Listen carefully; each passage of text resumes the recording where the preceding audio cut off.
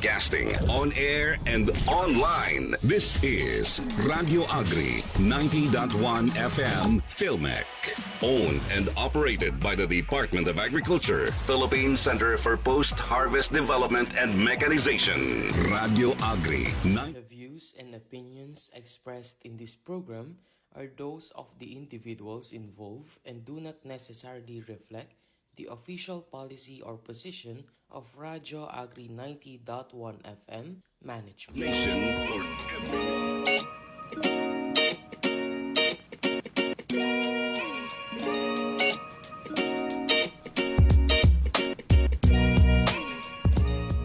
Magandang araw sa ating mga tagapakinig at taga-subaybay mula sa himpilan ng Radyo Agri 90.1 FM. Muli pong nagbabalik ang programang magbibigay sa inyo ng siksik na impormasyon, talakayan, serbisyo at iba pang mahalagang usapin patungkol sa makabagong teknolohiya at negosyong agrikultural.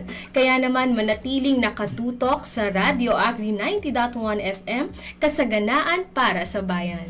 Kayo po ay nakikinig sa programang Tekno Negosyo, teknolohiyang gamit, negosyong sulit. Hatid sa inyo ng Enterprise Development Division ng Filmec. Ako po ang inyong lingkod, Ivy Espiritu. At ako naman po, si Mary Grace S. Orlasan. Samahan niyo po kami sa halos isang oras na talakayan tungkol sa mga proyekto, serbisyo, at iba pang mahalagang usapin mula sa Enterprise Development Division. Ayan, so bago po tayo magsimula sa ating talakayan at kwentuhan, bumati po muna tayo sa ating mga tagapakinig sa 90.1 FM Radio Agri at sa mga nanonood sa ating official Facebook page, that's Radio Agri 90.1 FM Filmec. Magandang tanghali po sa inyong lahat. Okay, batiin din po natin ang ating Filmec Director 4, Dr. Jonicio G. Alvindia, at sa ating pong Director 3, Sir Joel V. Dator. Isang mainit na pagbati din po sa ating mga division chiefs, section chiefs, mga kawani ng ating ahensya, sa ating mga guards on duty, utility personnel at sa buong Filmec community. Magandang umaga po, tanghali sa ating lahat. Okay, pagpasensyahan nyo na po ang aking partner kasi talagang ginalingan niya po ng mga nakaraang araw at medyo husky yung voice niya. Pero hindi tayo magpapatalo. Yes, hindi tayo kasi magpapatalo techno-negosyo dyan. to eh. Go, go, go sa technology. Okay, so it's another day, partner. And we are back with more talakayan at kwentuhan para sa lahat, lalong-lalo na sa ating mga agri-entrepreneurs. So, recently lang yung ating last episode ay tungkol sa techno-based enterprises as social laboratory. So, sila yung mga enterprise na nagsisilbing successful enterprise models at teachers sa mga bagong adapters ng mga Filmec technologies. Tama ka dyan, partner. Napakaganda nung naging speaker natin nung huling... Sino ba yun? Sino ba yun? Yung huling episode, napakaganda nung speaker. Ang ganda din ng host niyan eh. Ayun, ang galing din. Ayan, so para po sa mga susunod nating episodes, huwag niyo pong kalimutang tumutok every other Thursday except today. Very special ang ating episode. Wednesday tayo ngayong linggo, no? Para po sa mga kwento at impormasyon na tiyak na magbibigay gabay at inspirasyon sa inyong mga makabagong teknolohiya sa agrikultura at sa larangan ng negosyong agrikultural. At ngayon naman po, para sa ating episode sa araw na ito ay katugon din ng nakaraang episode. So atin pong alamin at dagdagan ang ating kaalaman patungkol sa best practices at experiences ng isa sa mga social laboratory ng Enterprise Development Division, ang Kasili Ginting Upland Marketing Cooperative. Yes, and today meron tayong makakasamang napaka-special na guest. So, sobrang special. Talagang sulit na sulit ang oras araw niya. Ang oras ng pagbisita niya dito sa Filmec, So, para po magbigay ng kanilang kwento ng tagumpay at mga karagdagang impormasyon, makakasama po natin ang manager ng CGUMC. Ladies and gentlemen, para po sa ating mga tagapakinig, atin pong i-welcome si Ma'am Michelle Desagun de la Cruz, ang ating pong operations manager. Ayan, good afternoon po, Ma'am Michelle, and welcome po sa Filmec Radio Agri ng Tekno Negosyo. Good afternoon po ulit, ma'am. Good afternoon ulit. Ayan. Para kayo nag-speak na panood ko si Ma'am sa Wito. Yes, napakadaming learnings Grabe, from Ma'am daming Michelle. learnings. And so, Ma'am, please take this moment po to greet our Karadyo Agri na nakikinig at nanonood po ngayon. Again, isang magandang tanghali po sa lahat po ng tagapakinig ng Radyo Agri 94.1 FM po. At lahat po ng mga empleyado dito sa PhilMec. Maraming salamat po ulit sa pag-imbita po sa akin. Yan, very National Women's Month ang atake natin ngayon. Talagang tayo ngayon. Ililid tayo ni Ma'am Michelle sa ating Teknonegosyo. Napaka-fortunate natin na sinamahan niya tayo dito. Live po sa PhilMec all the way from Cabuyao. Tsaka Laguna. unang guest natin si Ma'am sa Yes, Teknonegosyo. yes. So, Ma'am, mag-start na tayo sa una nating question. Paano po nag-umpisa ang inyong kooperatiba? Okay, so kami po sa kooperatiba ay na-establish actually no October 2011. Kami po ay rehistrado sa Cooperative Development Authority, CDA po. At ito po ay mga binubuo ng mga sama-samang mga miyembro po namin ay mga farmers po sa aming community. Ayan. So, ma'am, pwede niyo po bang i-describe yung co-op nyo nung bago po pumasok si PhilMec? Ayan, may konting history tayo historical dito. Opo. So, noon po, kasi ako po ay na-involve again sa cooperative po ay 2015.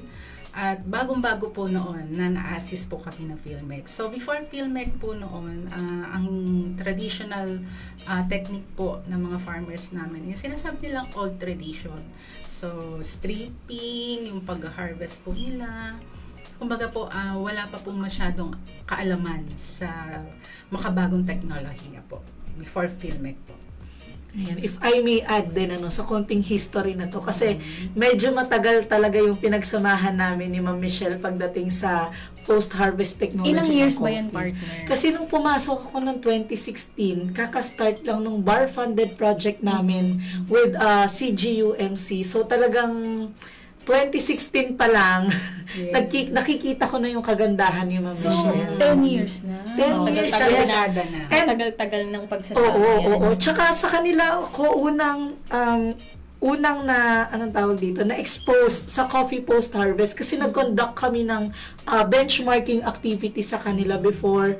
Talagang wala pa silang facilities noon, wala pa silang building. Nakikibahay lang kayo. Yes, nun, nakikibahay lang po kami Oo. that time. Kila Chairman Jojo. Dating chairman po namin. Opo. Oo, tapos yung magkakahiwalay pa yung Yes, yung mga equipment aming nyo. mga equipment, kung saan pa nakalagay. So, wala pa siya sa tamang pagpuproseso. Oo, talaga. na-witness ko yun. Talaga Oo, naging wala saksi pa ka sa pala loob. ng from day Yes. one. Pati yung nagda-dry sila sa pavements, may pictures pa ako.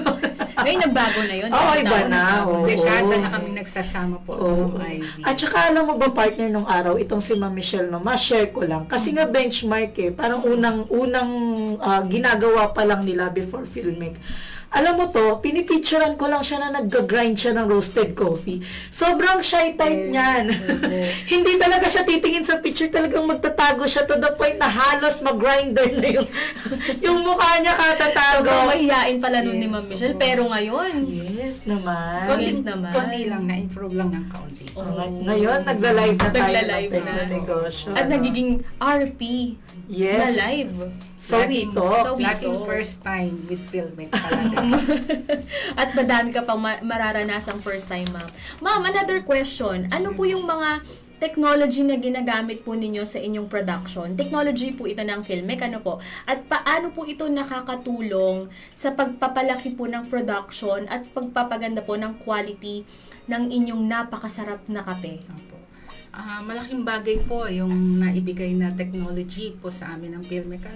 Unang-una na po dyan nga yung sinasabi ni Ma'am IBV4 na nakikita niya talaga sa pavement lang yung aming mga coffee. So, through PhilMec, natutunan namin na mahalaga pa lang ito ay naka-elevate at ito ay dapat sa isang lagayan na contain ang ating humidity, which is yun nga, nabigyan kami ng solar dryer. First, po yata sa amin nun ay multi-commodity solar dryer. Yun po ang in-introduce sa amin muna ng PhilMec. So, napakalaking pagkakaiba po talaga. Napakalaking bagay po noon. Kasi po, kami nga po ay nagmamarket na rin that time ng coffee. Pero, napansin po ng customer namin na may difference, may improvement yung aming brand o yung aming coffee.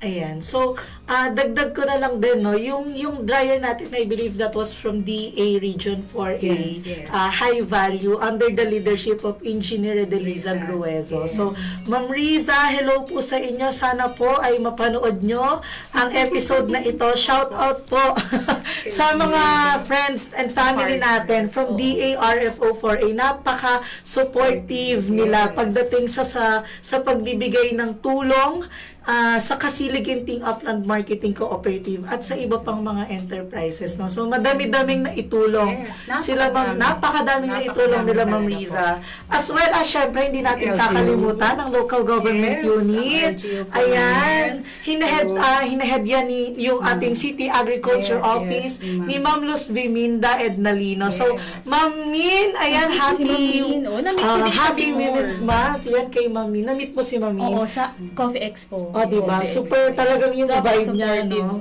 Talagang, Supportive, sobrang supportive talaga. Opo. Hindi naman po kami makakarating sa ganitong estado kung hindi po kami sinuportahan ng LGU para makarating po kami sa regional and then national. yes. Yun yung sinasabi namin dito sa project na meron kaming nagtutuon kami ng pansin talaga sa convergence of efforts na tinatawag. Kasi hindi naman to magagawa ni Filmec mag-isa lang. Ito ay tulong-tulong na efforts po ng iba't ibang ahensya ng gobyerno. Andyan po ang DA, ang LGU, ang DTI, DOST, at marami pang ibang ahensya na nagtutulong-tulong para mapalago yung ganitong mga kooperatiba kagaya ng nililid na co-op ni Ma'am Michelle. Tama. Kailangan talaga ng partnership dyan. Yes. And bilang yun na po na mayroon na kayong mga technologies na nagagamit ngayon, ma'am, pwede po ba kayong mag-share sa amin kung ano po yung may na-encounter po ba tayong problema or ano po yung mga benefits na nakukuha nyo po kapag sa paggamit nyo po ng mga technologies na to, maging sa negosyo po ninyo? Actually, yung naging una namin, nung na-introduce namin yan, so nahirapan kami or medyo mahabang proseso ang naging explanation sa mga farmers kasi nga po ang mga farmers sa amin ay mga oldies na. So, mga matatandang magsasaka na po talaga sila. So, mahirap po sa kanila maintindihan yung bagong technology. So, pero sa pagsusumikap po, sa patuloy na pagsiseminar, ano yung kahalagahan ng makabagong technology ngayon. So, paunti-unti naman po, sa kasalukuyan ngayon po, ay na-adapt na po nila yun. So, sa amin po, bilang kami po ay kami po ang processor ng coffee, malaking bagay po iyon. Kasi, ibig sabihin po ay nalilimitahan na po yung mga hindi magandang beans or quality na po ang pumapasok na beans sa cooperative. So, ibig sabihin yung mga problems na yun, partner, ibig sabihin nalampasan na nila ma'am sa kooperatiba. Baga, araw-araw po ay natututo, nai-improve. Yes, nai-improve. Ayan. Kasi, totoo yung sinabi ni Mama Noy, yung mga farmers, lalo na yung mga talagang matatanda, medyo mahirap ng pasunurin sa technologies. Lalo na pag kunwari, naalala ko nun sa Kabuyaw yun talagang, bakit po sa pavement lang po kayo nagda-dry? Parang sa kanila kasi, bibili naman to ng trader. Okay na to. Magtatayo pa ba ako ng elevated dryer? Okay na yan. Ganun sila. So, tamo naman, isang dekada ang nakalipas bago talagang nagawa ng maayos at nag-follow yung mga farmers natin. Actually, hindi lang yan sa Kasili nangyari sa aming barangay. Even yung mga malapit na barangay sa amin na meron ding kapihan, parang na-adapt din po nila yon na ang dadalhin namin sa co-op ay ganitong quality para mabili ni co-op ng mas mahal. Ma'am, question ko lang, Yes, mas po. mahal ang bilhin ninyo sa mga coffee ninyo kapag maganda yung pagkakaprocess, yes. tama Parang po? may incentive si farmer Yes, pagka dinala mo financial sa amin na incentives. quality yan, talaga mga red cherries. So may incentive si farmer. Partner, magpo-proceed na ako dun sa kanilang video na ipapakita kasi nasagot na yung susunod na tanong ko So sa pagkakataong pong ito, may papakita po tayong video ng success story ng CGUMC at paano nila ini-incorporate itong system ng Filmec sa kanila pong negosyo at kung paano natutulungan ng paggamit ng coffee processing system na maganda sa kanila pong kooperatiba.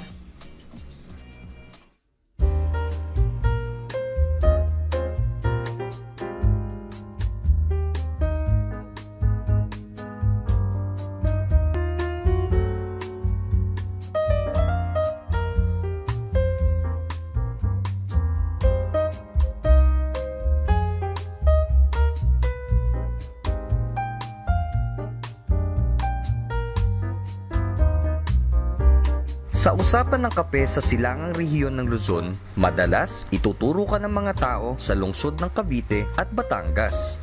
Ang lungsod ng Kabuyaw, hindi yan magpapahuli. Sa tamang pagpoproseso, sila ay nagsisimula ng makilala bilang isa sa mga pinakamasarap na gumawa ng kape sa buong bansa. Ako po si Michelle De La Cruz, ang manager ng Kasiliginting Upland Marketing Cooperative.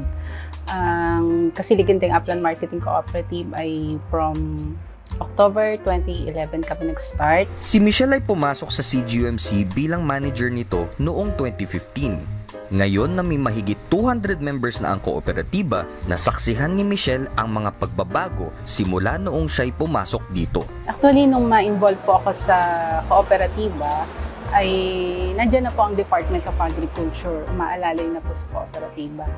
So, from there, no 2015 po, talagang nandun po kami sa panahon na marami pa pong adjustment, marami pa pong kailangan i-improve.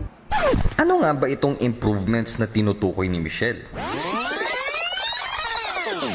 Nagsimula ang mga miyembro ng kooperatiba na magproseso ng kanilang kape gamit ang kaalaman na pinasa sa kanila ng mga nakatatanda. Dahil sa kakulangan ng kaalaman sa pagproseso ng magandang kalidad na kape, madalas mano-mano silang nagpoproseso ng kanilang kape. Masarap ang kape sa paniniwala ng mga tiga-Kabuyaw, pero sa tamang pagpoproseso, may mas isasarap pa ang kanilang produkto. Para mapaganda ang kape ng CGUMC, si Luz Viminda Ednalino ng City Agriculturist Office Kabuyaw ang tumulay sa CGUMC para makahingi ng tulong sa DA Region 4A Office. Ang DA High Value Crops Development Program sa pamumuno ni dating National Coordinator na si Jennifer Remoquillo ay inendorso ang kapihan ng Kabuyaw kay Dr. Helen F. Martinez ng PhilMec para malaman kung paano pa mapapaganda ang kapihan ng Kabuyaw. Ang DA-HVCDP din ang nag-endorso sa DA Bar upang mapondohan ang research noon ng PhilMec patungkol sa pagtatayo ng mga community-based coffee processing enterprise models. Ang CBCPE Model Establishment ay isang estratehiya ng pagproseso ng quality coffee beans. Kasama dito ang pagbigay ng training courses, adoption ng recommended post-harvest technologies o processes, at business model development para sa napiling merkado. Ang co-op o asosasyon ay sinusuportahan ng parehong gobyerno at pribadong sektor sa isang harmonized manner at convergence of efforts. Para makagawa ng quality green coffee beans, inirekomenda ng PhilMec na gawin at gamitin ang mga sumusunod. Una, siguraduhin na hinog na coffee berries lang ang ipoproseso. Makakatulong din kung makakapagbigay ng incentive lalo na kung hindi pa sang-ayon si farmer sa selective harvesting method. Kasi nga po si Co-op, pinractice din niya si farmer na sige, dalhin mo dito ng hinog lahat yan, bibili namin mas mataas sa market price po natin. Pangalawa, dahil dry method ang ginagamit na proseso ng CGUMC, pwedeng idiretsyong ipatuyo ang coffee berries sa multi-commodity solar tunnel dryer at greenhouse solar dryer hanggang sa ito ay matuyo. Pangatlo, gamitin ang dehuller para maalis ang husk o upak ng kape.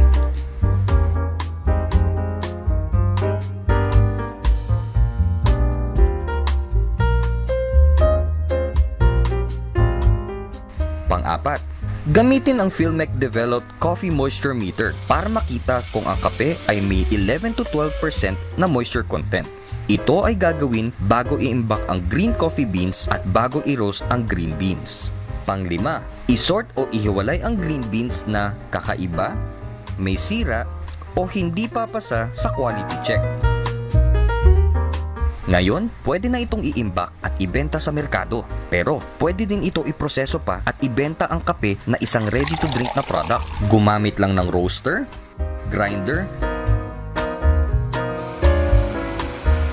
at ipak ito. Ngayon, nadagdagan mo pa ng halaga ang iyong produkto. Oh, ganda, di ba? Sa pag-adapt ng recommended post-harvest system ng PhilMec, tuluyan na gumanda ang kalidad ng kape ng kooperatiba. Ang DA4A HVCDP focal person na si Engineer Redeliza Gruezo ay nagsabi na mahigit 10 million pesos na ang naiabot na tulong sa kooperatiba mula sa training courses, seedlings, fertilizers, processing equipment, nabigyan din ng sariling coffee processing center ang kooperatiba, kung saan inirekomenda na dito ipagsabay-sabay ang pagpoproseso ng kape para pare-pareho ang kalalabasan. Nakabuo na din sila ng kanilang store kung saan naibebenta nila ang kanilang Cafe de Cabuyao na nagsisilbing simbolo sa tagumpay nila sa pagkakape. Before, wala pa kaming maayos na facility. Siguro nga, hindi pa ganun kasarap ang aming kape. That time, parang 15,000 per month ang aming sale. So, ngayon, siguro nag-gross kami monthly ng 100 to 200 per month. Noon kasi, ang financial statement namin is per year is parang 300, ganun. At least ngayon, millions na siya. Sa pag-adapt ng CBCPE model, tumaas ang kita ng CGUMC at nagbago din ang pananaw ng mga miyembro nito. Ngayon, nasa 80% na ng kanilang mga miyembro ang nagbebenta ng kanilang coffee berries sa kooperatiba para sa sabayang pagpoproseso. At nakapagbigay din sila ng trabaho para sa mga babae ng kanilang komunidad.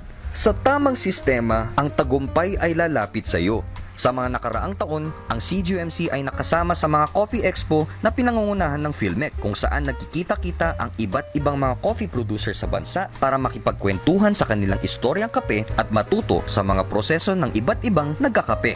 Ang CGUMC din sa tulong ng City Agriculturist Office ng Cabuyao ay nakapagsimula na din ng Pistang Kapihan ng Cabuyao kung saan pinapakita ng Cabuyao ang kagalingan nila sa pag-produce ng kape at iba-iba pang coffee-related products. Sa pag-adapt ng proper harvesting techniques, tamang teknolohiya sa pagproseso ng kape, training courses at pagtangkilik ng members sa kanilang co-op, malaki ang pinagbago ng CGUMC kasama ang kanilang coffee farmers sa pagproseso ng kape para sa ikagaganda ng araw niyo.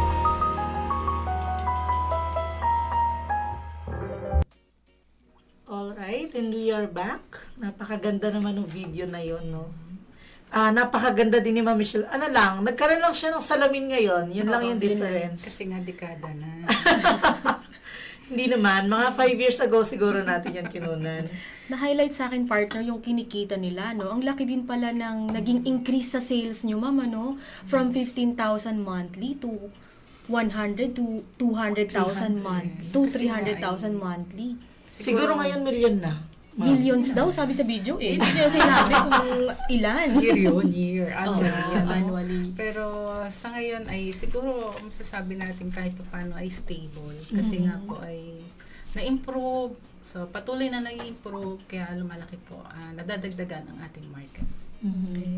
That's so nice. And ayun, nakita din yung mga, yun yung sinasabi ko kaninang convergence of efforts. Si LGU, si DA. And speaking of DA, ayan, mamaya magsha-shoutout tayo. At yung Coffee Expo, nakita mo, yung sabi niya kasi nakakamiss. Nakakamiss yung Coffee Expo. Yung huling expo ginawa natin sa Tagaytay pa. Bago mag-pandemic yung Yes, that's partner. 2019. At bago pumutok ang vulkan. Oo, ang Taal. At by the way, during that time, di ba ma'am, meron tayong National Interagency Learning Session na ginanap kung saan yung mga participants natin from 6 participating regions, if I'm not mistaken, ay nagpunta sa Kasilig-Gising Upland Marketing Cooperative para ma-witness yung tamang post-harvest practices na tinuturo ni PhilMec through CGUMC. Ayan. Okay, sige, punta na po tayo sa ating mga comments and shoutouts. Maraming salamat, Ma'am Michelle, sa mga impormasyong mga na-share nyo sa amin, Pero mga few questions pa lang yun, partner. Hindi pa tayo natatapos. May mga karagdagang questions pa tayo. But for now, tignan po muna natin ang ating Facebook live stream kung mayroon tayong mga questions from our viewers, comments, and shoutouts.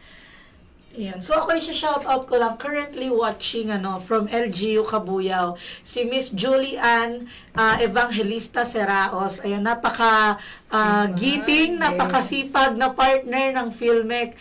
Itong LGU Cabuyao through the Office of the City Agriculturist. Ayan, si Ma'am Julie, isa sa madalas ko tong kinukulit pag may kailangan tayong gawin for CGUMC. So, hello po Ma'am Julie, Ma'am Min, and the rest of our LGU Cabuyao family. Si Ma'am, baka may gusto po kayong i-shout out. Yun po, kay Ma'am Julie, actually, bago ako pumunta dito, nag-consult ako sa kanya. No, talagang napaka-supportive talaga po ng LGU namin, ng Agriculture Office po ng LGU. Shout out po, Ma'am Min. Nandito po ako. Muli. Naligaw po sa Nueva Ecija. Ayan. Pauwi na din naman natin mamaya si Ma'am. Ayan. So, hello din. Ayan, may nag-hello sa akin. Hi po, Ma'am Joy de la Cruz at ang mga kasamahan niyang mga teachers sa Gimba. Ayan, pinsan ko. Ayan, hello po sa mga family namin dyan.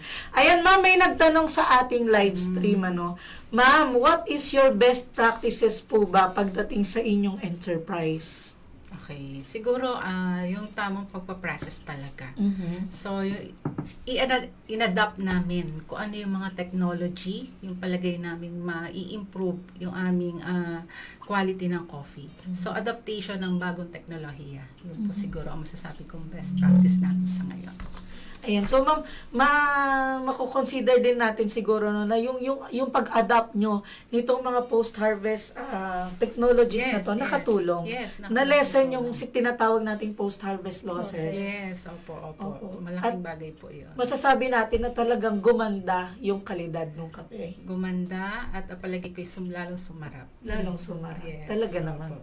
Ayan. So, thank you po, Ma'am Rhea Carriaga, sa inyong questions. Ayan, kung kayo pa din po ay may tanong, maaari nyo po kaming mapanood sa aming official Facebook page, that's Radio Agri 90.1 FM Filmec. At kung hindi nyo po naabutan, yung ibang mga nakaraan naming episodes, available pa rin po ito sa aming YouTube channel, that's Radio Agri 90.1 FM. Huwag nyo rin pong kalimutang i-follow ang iba pa naming digital platforms tulad ng Instagram, just search for Radio Agri 90.1 FM. At kung meron po kayong mga katanungan sa ating mga karadyo agri na nakatutok ngayon, maaari nyo po kaming mag-comment, mag-text sa ating live stream at sa ating official text line. That's 0962-119-7445. Thank you, partner. Ang galing. Ang galing-galing. Kaya natin ito. Kaya natin ito. Ma'am Michelle, next question na po. Nabanggit nyo kanina na nag-expand na yung market ninyo ng kape. So, ma'am, pwede nyo bang ma-share kung paano po ninyo binebenta o minamarket yung inyong product at ano po yung mga pinaka-effective na way to market coffee according to your experience? Sa ngayon, yung aming coffee, actually the way namin minamarket siya, meron kaming Facebook account. Yung mga ating po mga social media na platform, malaking bagay po yan. And then yung ating po sinasabi nilang Blue Up and Orange Up, available din po dyan ang ating coffee. At meron din po kaming physical store sa aming processing center mismo, sa aming cooperative.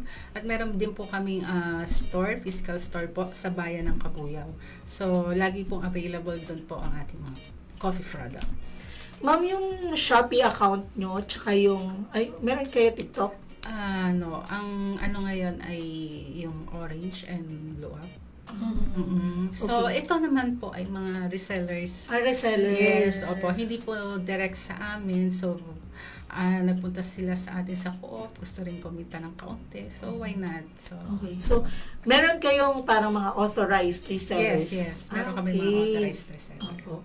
And Facebook page, ma'am, meron kayo? Opo. Kape de Kabuyao po ang aming Facebook account. Pwedeng mag-order po doon? Yes po. Message lang po. Direct message lang po sa aming Facebook. Okay. So, pag nag-order doon, ma'am, pinapadala nyo na lang siya through courier? Yes, opo. Okay. Usually po ganun talaga. Minsan po kasi medyo malayo po ang ating mga customer. Minsan Manila or somewhere po sa So, talagang through carrier. Ma'am, in that case, sagot ng customer yung opo, courier. opo. Kasi po ang ating coffee ay talagang konti-konti lang ang kinikita po ng co-op. So sa mga ganun po ay sinasagot na po ni customer. Ma'am, saan pinakamalayo na narating ng coffee mo? Mindanao. Yes, opo. And even abroad. Kaya lang po kasi yung amin pong FTA, yung LTO namin is on process. So, hindi mo pa siya pwede i-ship ng alone lang ng coffee po namin. So, pwede po ito isasama sa bagahe or pasalubong sa ating mga OFW po. So, yun. Nangyayari naman po na yun. Ma'am, may sinasuplayan din po ba kayo ng mga coffee shops? Yes, opo. Marami po kami sinusuplayan sa Cabuyao mismo. Pero meron din po kami sa Manila, meron din po kami sa Tagaytay area. Partner, di ba pag nagpupunta tayo kay Ma'am Michelle, alam mo kung ano yung favorite ko doon? Pag umorder ka ng breakfast, only coffee. Yes po. Talagang hanggang kape na lang yung maging dugo mo. Ganon. Na-try mo yan, di ba? Na-try ko yung partner eh. Actually, na-try ka natin eh. Ang marinig ng mga viewer, May ang story tayo nakakatawang dyan. story natin dyan. Ganito, pasensya na mga viewers ha. Share lang namin kung gaano kasi kasarap yung kanilang coffee. Kami ni Miss Ivy ay nag-conduct ng learning session doon, Miss Ivy. And then, 3 iced coffee yung ininom namin sa loob ng isang araw. Oo. Ma'am, sa kwarto. Iyak tuloy ako. Bumangon ako, di ako makatulog. 3 a.m. Narinig ko si Ivy, bumabangon din siya ng 3 a.m. Hindi siya makatulog. Parehas po kami. Kape na more. Bakit naman kasi inadik natin tatlong iced coffee? Ganun po kasarap yung kape ng Cabuyao. Talagang kape lang ng kape hanggang sa kape na talaga yung Kasi only dadalo. coffee eh. So, syempre, masarap yung kape. Masarap din yung breakfast. Syempre, masarap yung Mamimiss breakfast. ko Talaga po ang Pero, binabalikan nila sa amin. ma'am, hindi ko na ulitin yung 3 mag... Ang hirap, alas 3 ng madaling araw, sabay kaming tumayo ng kama. Tapos nagkatingin na kami, hindi kami Hindi makatulog. makatulog. Hindi din eh. Nakadami kasi kami ng kape noon. Okay. So, Ayan. it just proves na talagang masarap yung kape nila. Dahil talagang hindi natin tinigilan nung araw na yun. Tsaka yung kape nila talagang ipaglalaban ka. Ipaglalaban ka, matapang eh. Laban na laban. Laban na. Puro Natatawa po si ito. Ma'am Michelle, pero Opo. totoo talaga yun, Ma'am. Hindi, tsaka guys yung mga nanonood sa atin, ang dami kasing misconception about dun sa kaping barako. Parang feeling kasi nung iba, kapag hindi siya yung 3-in-1 na instant, barako siya agad. That's not true. Yung kapeng barako, it's a specific variety of coffee, no? Na matatagpuan pinakamadami region 4, di ba, ma'am? Yes. And yun yung Particular isa sa Batangas. sa mga kape na meron kayo, ma'am. Yes, Diba? yes. Share nyo naman sa amin, anong meron sa kapeng barako? That's Liberica coffee. Yes. Anong meron sa Liberica coffee? Actually, ang Liberica talaga is, base sa amin, sa aming pagpaprocess, nakikita talaga namin yung kaibahan.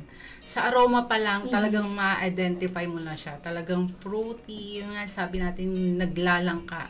At pagka ininom mo to, talagang sabi mo, ipaglalabang ka. Talagang may tabang at sipa po ang ating barako. Yan po ang kahibahan talaga ng ating Liberica coffee. Yes. That's why kung gusto nyo po ng legit na kapeng barako, hindi yung barako-barakuhan lang. Ayan. Yung totoong Oo. barako. Yung talagang barakong kapeng Liberica, dito po kayo bumili sa CGUMC kasi talagang ano pa yan, puno pa yan ng mga ninuno. Yes, yes. Nila Ma'am Michelle doon sa kanilang barangay. So, pwede kayong umorder sa Cafe de Cabuyao. Meron po silang Facebook page. Okay. Ayan. So, sa ngayon naman, ma'am, na kayo po ay isang established social laboratory na po no, ng PhilMec at nagsisilbing modelo o mga teachers para sa mga bagong adapters ng mga PhilMec technologies. Base po sa inyong experience, ma'am, paano po natututo yung mga participants nyo sa pamamagitan ng actual demonstration ng technology or ng system? Kasi palagi ko, kung ikaw talaga ay magsasaka ng kape, siguro talagang nakikita mo yung yung pag-alwan. Yung sinasabi nila na hindi na ganun kahirap yung mga bagong technology natin ngayon. So, parang nakikita ni farmers na, sige, subukan nga natin. Baka mas magiging magaan yung ating pagkakape, pagpoproseso, pag-harvest. So, yun lang, parang pinakita lang natin or pina-adapt natin sa mga farmers na may pagkakaiba at malaki talaga ang difference kasi mapapagaan yung kanilang pagsasaka. Ayan.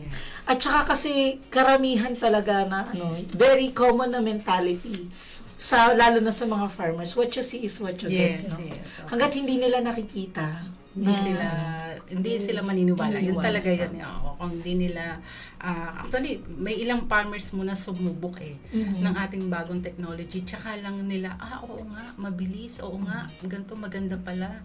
So, tsaka pa lang sila, parang unti-unting sumunod. Opo. Tsaka may share ko rin lang po, no, hindi lang po kami nagpa-process ng coffee. Pwede rin po sa amin magpa-process.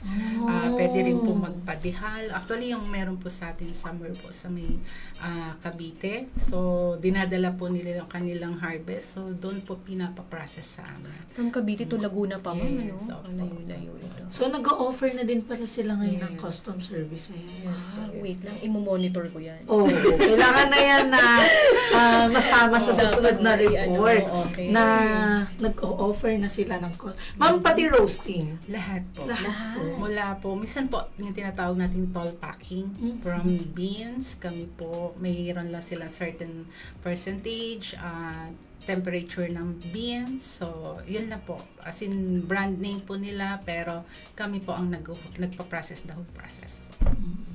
Talagang pinagkakatiwala sa kanila kasi their product, the quality of their product speaks for themselves na ang ganda at ang sarap nung nagagawang mga produkto. Ayan, no. So, ma'am, ano naman po ang maa-advise nyo sa ibang mga coffee cooperatives or associations para masundan or based doon sa naging success story nyo sa paggamit ng mga teknolohiya ni Filmek? Okay. Diyan sa success, sabi ko nga kanina sa ating programa kanina, no? So kami ay sa kooperatiba ay naniniwala na wala pa kami talaga doon sa tipong nasa tugatog na ng tagumpay, kundi araw-araw na natututo, nagle-learnings pa rin para ma-improve yung aming produkto, no. So bilang kami ay isa ng bihasa sa larangan ng pagkakape, pero yun nga, sabi ko, learnings pa rin everyday kasi may matututunan ka pa rin, may mga bago talagang mga pangyayari na kailangan talaga i-improve. So, sa mga interesado na magtayo ng isang asosasyon na pagkakape, palagay ko po ay napakaganda pong pagkakataon ngayon. Kasi po ay mahal po ang ating kape ngayon. Ang nagbe-benepisyo po ngayon, palagay ko, ay mga farmers natin. So, malaking tulong po sa mga farmers, sa mga farmers association, na meron po tayo ng isang organization na ganito, na kung saan ay tutulungan po natin yung mga farmers na ma-market yung kanilang produce. Hindi na po sila mahihirapan na kung saan padadali ng kanilang ani, kundi tayo na po sa ating community, sa ating lugar, ay matutulungan natin sila sa pamamagitan ng pagmamarket. In fairness, partner kila Ma'am Michelle, though successful na yung kanilang cooperative and still nagsasucceed pa, hindi nila kinikip lang sa kanila yung secret nila. Sinishare nila ito sa mga ibang cooperatives and associations to do the same. Yes. Kasi, ang ganda na, no, you pay it forward. Hindi lang ikaw yung magtatagumpay, pero mag-share ka din sa iba para magtagumpay din sila. Ma'am, speaking of yung sharing, matanong ko na lang din, may mga nagpupunta po sa inyo na parang nag-aaral or yung lakbay aral or ano bang tawag sa gano'n? Yung pupunta sila for exposure visit, benchmarks? Actually, oo. Kahit nga minsan ay mga foreigner. So, na-curious sila kasi actually, meron ba sa Kabuyaw? Kasi alam namin, enterprise, yan most of the company. So, meron palang kapihan dyan sa Kabuyaw. So, minsan yung curiosity, tapos yung mga naririnig nila, masarap daw ang kape ng Kabuyaw. So, pupunta po kami dyan. Meron, marami po tayo na minsan bumubisita po sa co-op na gusto po nilang makita kung ano yung paano i-process ang kape namin, ang kape de Kabuyaw. At ano yung mga produkto, ano yung mga kape na meron kami sa Kabuyaw. Ma'am, ano yan? Parang walk-in sila or nagdadala sila sa inyong pagka ganun po, kailangan po ay meron tayong parang appointment. Para po kasi ay gusto ko rin naman po na masulit ang kanilang bisita sa amin. So, pag po mag-appointment lang po para ma-schedule po natin. Hindi naman masayang. Yes, ma'am. Tsaka para hindi rin ma-interrupt yung production niyo, di ba? Opo. Kailangan advance. May entrance fee? ma'am? Sa ngayon, ma'am, wala po. Talagang free lang po namin itong binabahagi po sa mga bibisita. Bongga. So, Yes. kung gusto mo palang malaman kung paano mag-process ng kape, Yes. magpapaano tayo? Appointment reach out lang po. tayo. Yes Yeah. po. I remember, meron ako nadala sa inyo mga taga Calamansig, Sultan Kudarat. Nag-learning session kami sa kanila before. And alam natin, Calamansig, Sultan Kudarat, one of the, kung hindi man yung Calamansig, ay sila talaga yung top producer, largest producer ng kape sa buong Pilipinas. And that time, dinala namin sila sa inyo, di ba ma'am, para maturuan sila ng proper post-harvest. So, At that time din, pansin ko, Ma'am Ivy, na talaga yung beans nila ay hindi pa ganun kaganda. Pero ngayon balita ko, madalas na Yes. silang manalo ngayon. Oo, nagtatap na sila sa cuppings. PCQC. Yes, opo. Bongga. Oo. Yung kape kasi doon parang ano lang parang damo. Sobrang dami. Sobrang dami. Pero sa Kabuyaw, ma'am, another question, na curious lang ako, no? Yung sa Kabuyaw, kasi medyo, backdoor siya ng Tagaytay, eh. Yun yung isa sa mga nade-describe sa kanya, kung malapit siya doon sa Palace in the Sky, People's Park. And last time na nagpunta ako doon, ang dami na siyang nagsusulputan ng mga staycation, Yes. mga coffee shops, mga restaurants, mga bakasyonan. Ito ba, ma'am, nahihinder ba nito yung growth ng CGUNC? Actually, hindi naman. Parang ang tingin ko nga ay isa pa to sa parang additional market namin sila actually. Kasi kagaya ng mga resort, yung mga malalaking resort, kami naman ang nagsusupply dyan. Additional market pala nila. And then, parang meron kaming consignment agreement na yung product namin, pwede namin i-display sa kanila. So, parang hindi naman kasama din sa pag-grow namin.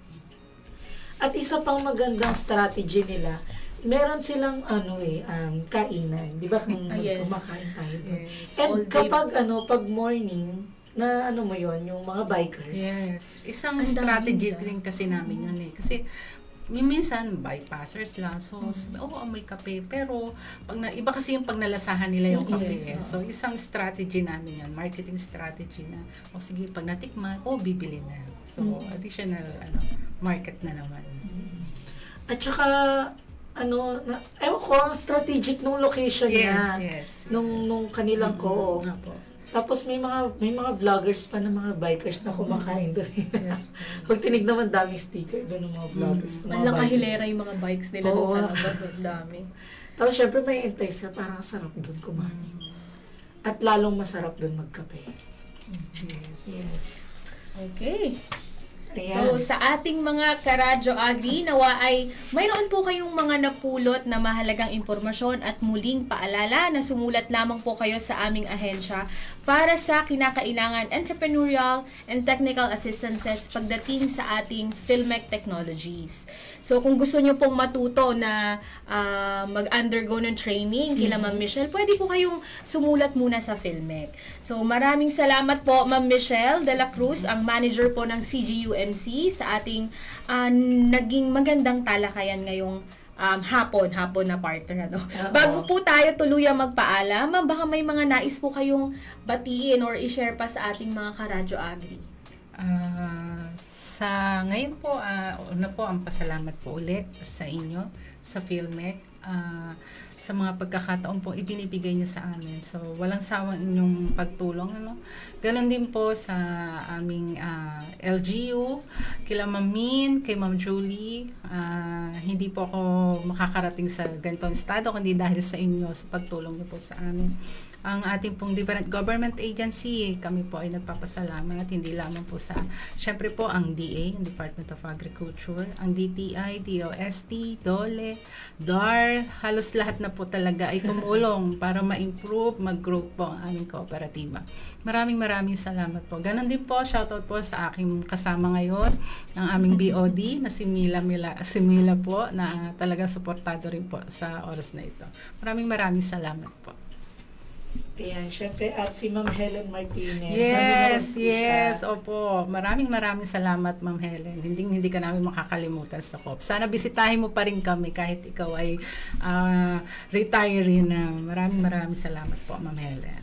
Alam mo yung isang naging challenge nila, nung nagpunta doon si Ma'am Lac, sabi niya ganyan, di masarap yung kape mo." Yes, harap-harapan. Harapan niya. Yes, sinabi niya sa amin na hindi masarap ang inyong kape.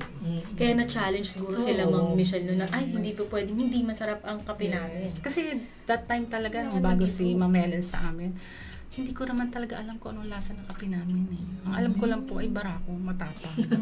Akala ko natapos na po doon. So, yan, sa isang dekada ko po, meron pala. May kailangan ka palang matutunan.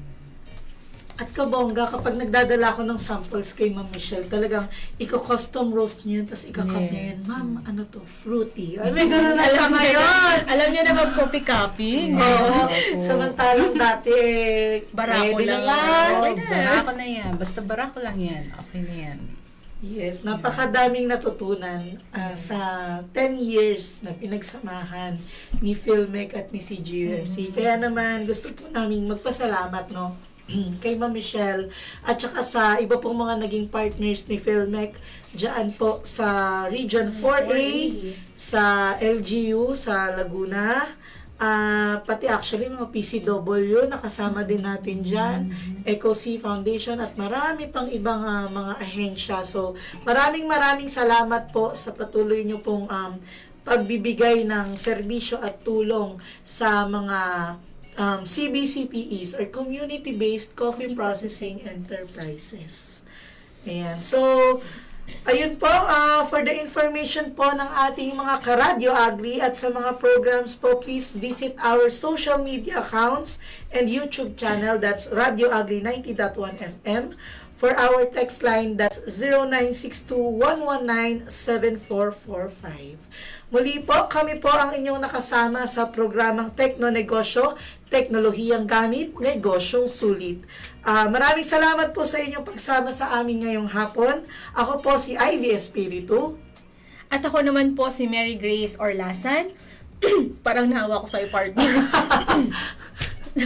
I'm sorry, ako po si Mary Grace Orlasan mula sa Enterprise Development Division ng Filmec.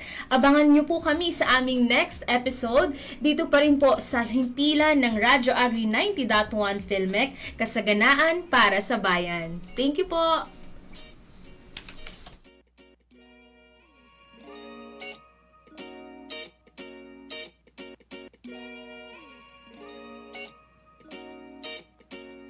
Broadcasting